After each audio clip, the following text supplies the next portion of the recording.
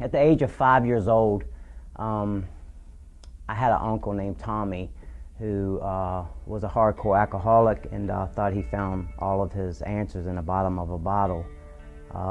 Just so happened one day Uncle Tommy didn't find his answers, and he took a loaded 9mm and took his life.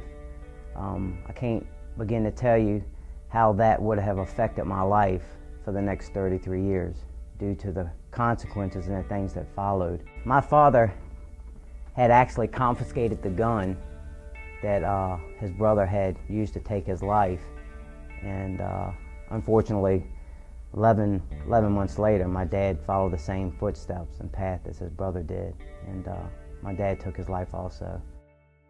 Well, in 1992, my oldest daughter was born, and in some aspects I kind of thought that was going to be the end of my drug life of running. I thought that was going to calm me down. In 1996, me and that girl, we split up. I moved to Florida to try to escape the realm of the drug activity.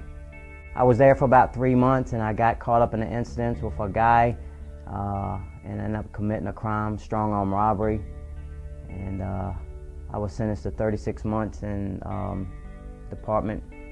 Florida Department of Corrections.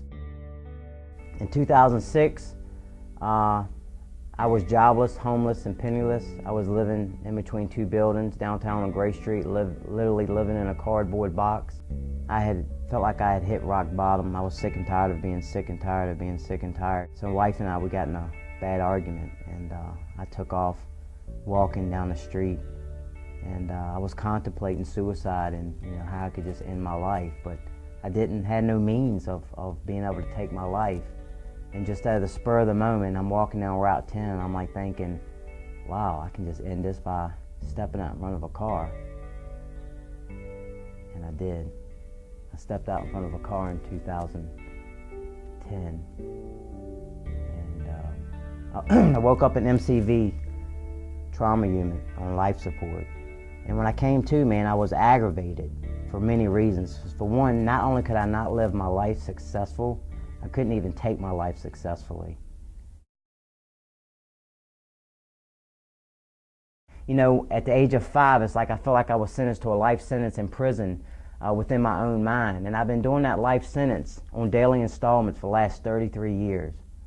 But back then I was freed. I was no longer in chains. There's probably 5 or 6 churches between my house and here at Southside Nazarene. And I don't know, I just picked this church for whatever reason. And the first time I came here, I met Pastor Jerome Hancock. And I made an appointment to have lunch with him one day. And what I thought would have been about an hour, we spent almost 4 hours together. The whole thing about being with Pastor Jay was the day that he dropped me off, he looked at me and he said he loved me and he believed in me. And that really changed my life. Today I'm able to read his word and apply it to my life, and it's amazing how he leads me and guides me in the path of righteousness for his name's sake. Who would have ever thought a man of my character, a 7-time convicted violent criminal, has always lived around drugs, alcohol, prisons, jails, mental institutions. That's been my life. 33 years later, surrendered his life to Christ, and would not only live for Christ, but Christ would give me the desires to want to go back to school, to become a preacher out of all people, me. And the thing is that what he did for me, he also can and will do for you. You just have to be willing to surrender. You have to be willing to give up your life and your will and take on what he wants for his life and his will for you.